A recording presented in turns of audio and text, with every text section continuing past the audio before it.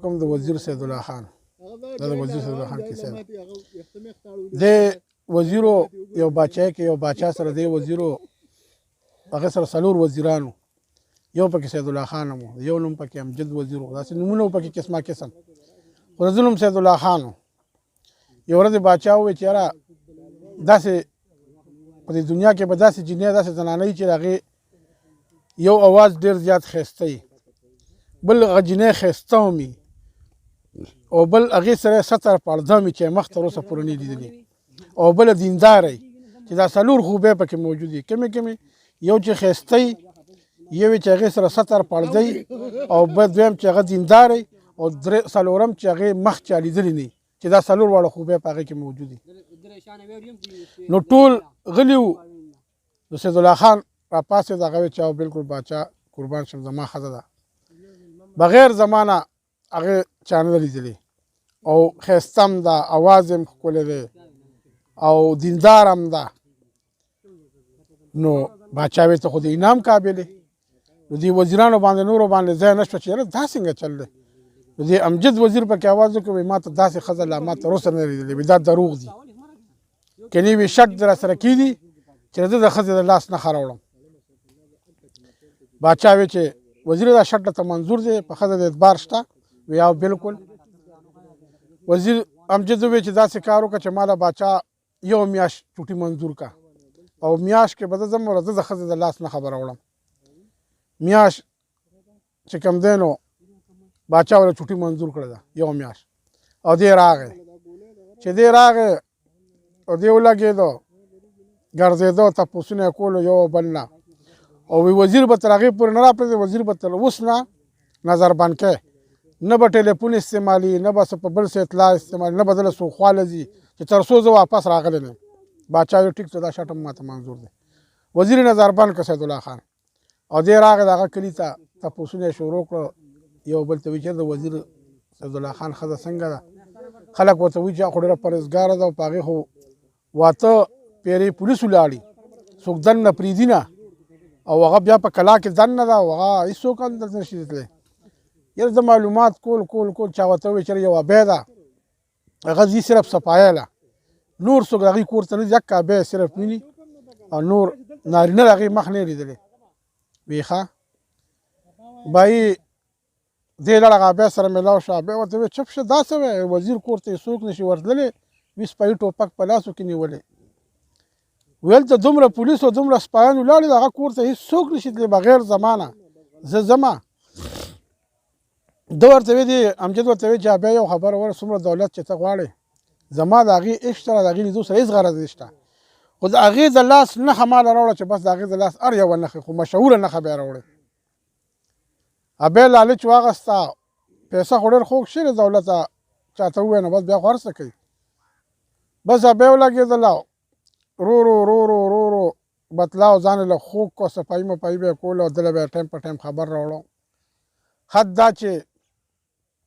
یکه چاړې د وزیر د سید الله خان د لاس یو چاړه وه د سپینو زرو نه جوړه وه بس ته وایي چې د دې نه بله نښه نشته هغه بیا وایي چې دې نه بس دا د وزیر د لاس خپله چاړه ده اکه چاړې په بډه وواله راویړه چې راویړه دې وزیر له یې ورکړه بیا له هغه ډېرې غټې پیسې ورکړلې بس ته بس زما کار وشو وزیر راغی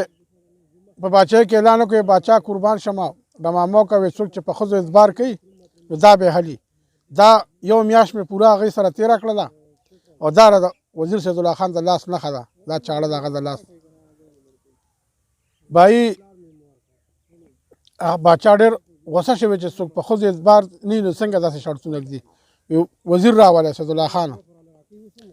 سید الله خان یې زیر که ورته وایي دا چاړه ته پېژنې وي او بلکل دا زما ده امجد ورته وایي چې ته په ښځه باندې اعتبار کوې دی وزیر ورته ووایي نو ستا ښځې سره مې پوره یو میاشت تېره کړه دا د هغې دا چاړه مې ترېنه راوړله ستا د لاس نښه د هغې په مار قسمه اعتبار وي ښه باچا ډېر غوسه شوی سید الله خان دروغ بیا په دروغو باندې دی وي پانسي کې چې بیا زما په باچایۍ کې څوک دروغ نه وایي دی بهی پانسي ګاډ کې واچو په پانسي ګاډ کې هر ځای کې چې نو چې کله د پانسۍ ورځې نږدې کېږي نو د هغه د خواهش تپوسونه د هغه نه کېږي چې ستا څه خواهش دی ستا څه خواهش دی نو سید الله خان نه هم تپوس وشو چې بهی ستا څه خواهش دی یو 2 ورځې پس ستا پانسي ده. ورته وي ده ورته ووایي چېرې زما دا خواهش دی چې زه یو پیره خپل کور ته تللی دی او بس صرف هغه ښځه مې ولیدلې وه، هغه خپل ځای مې ولیدلی، بیا واپس مې راولی، بیا مې پانسي کوي ښه. بهی اتکړو کې وزیر سیدالله خان بند کړ، کور ته یې را روان کړ. چې را یې غوسته خلک ټول د کلي تماشه کې چې بهی سیدالله خان دومره غټ وزیر و په اتکړو کې راغی. چې دی راغی بهی ده خلکو ته ویې راځئ وي سطر صرف ستاسو نه کېده وي د امجد غوندې سړي نه سطر نه په پالنګ ورسره یو میاشت اوده کېده وي. خلک اریان شي چې دا څنګه چل دی، ښځه هم اریانه شوه، ټول سړي ورکره دننه هغه ښځه چې چا مخ نه ولیدلی، ټولې دنیا ولیدله. او بس دی اواز وکړو زما نیم کور تاله دی او نیم مې خپل وروڼو ته پرېښی دی او بس چې زما راله کار کېده نور دې نه پس چې څوک به په ښځو اعتبار کوي نو زما په شان به نو یې په دې ښځه اعتبار کړو. وایي بهی کیسې میسې وکړې، ښځه پوه شوه چې یاره څه ټګي شوې ده او د بیا له طرفه شوې ده را سره. بهی دوی خو لړل او کور تاله شو، ښځه انتهایي په پریشانۍ کې ګیره شوه چې بهی دا څه وشو، هغه ښځه ومه چې چا تر اوسه پورې لیدلې نه ومه او نن ټولې دنیا ولیدلم، زه به له دې نه پس څه زندګي کوم. خو بس دا هم د کوره ووتله، دوی په دې مخ راله، اوس ښځه د کوره ووته، بهی لباس یې بدل کړو، لړه دې سوچ وکړه چې د دې نه پس په څه کېږي، خو بس راشه خپل منزل ته به ځان راسوم. او دې ووایي چې د باچا مېلې څه ډېرې خوښې، یو بل ورته ووایي چې د باچا دې معلومات کول، بس دا لاړه ډمانو سره ډمه شوه. بس د دې نه پس به زه په دنیا کې څه دغه کوم. دې به خپل ډمتوب کو، دلته ورځې د باچا وزیر لږې پاتې کېدې، یو ورځ نه یو ورځ به باچا ووایي چې بهی سبا که خیرې به وزیر سیدالله خان پانسي کېږي. خو داسې کار وکړی چې ځن یو جشن وکړی، خو داسې مجلس راولی او داسې ډمه راولی چې تر اوسه پورې د هغې مجلس چا سم نه وي اورېدلي، بس موږ یې واورو. بهی یو بل ورته ویل یو جینۍ راغلې ده، ډېره نوې جینۍ او ډېر اواز یې ښکلی دی او ډېره مزېداره ده، مجلس له به هغه راولو باچا صاحب بس راولی. جینۍ راله په میدان ودرېده، باچا صاحب چې وکتل نو ډېره زیاته ښایسته وه، ډېره ښکلې وه. باچا ورته ویل چې مجلس کوه، ورته ویل زما یو شرط دی، وی اورېدلي مې چې تاسو وزیر سیدالله خان د پانسۍ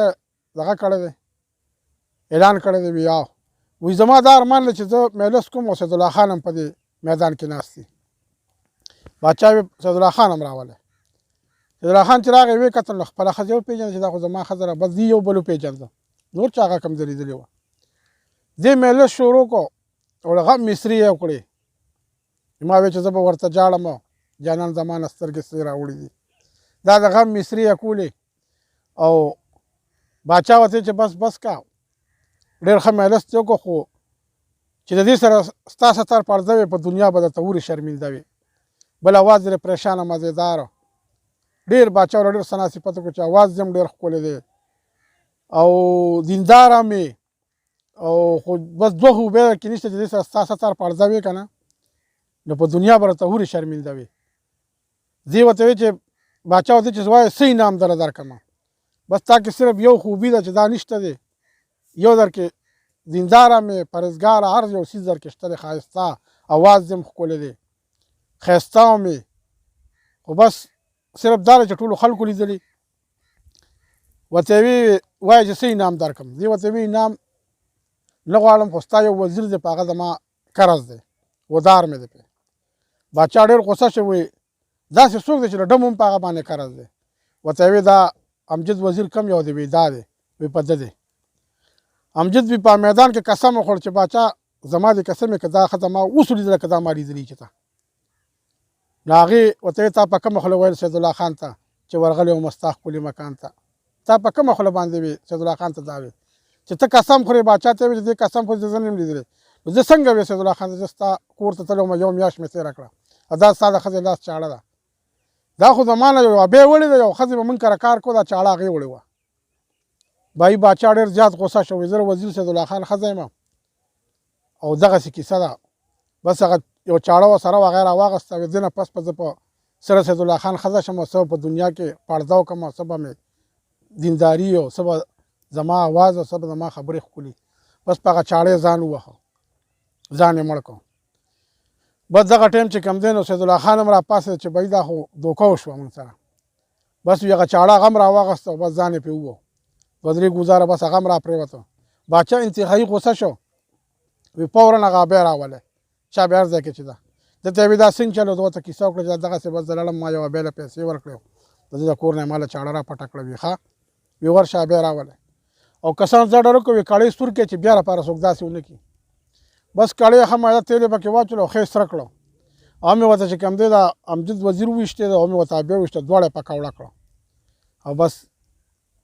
کیسه په دغه ځای ختم شوه. وزیر هم لاړه او ښځه هم لاړله او بس دغه کیسه وه. ډېره مهرباني والسلام.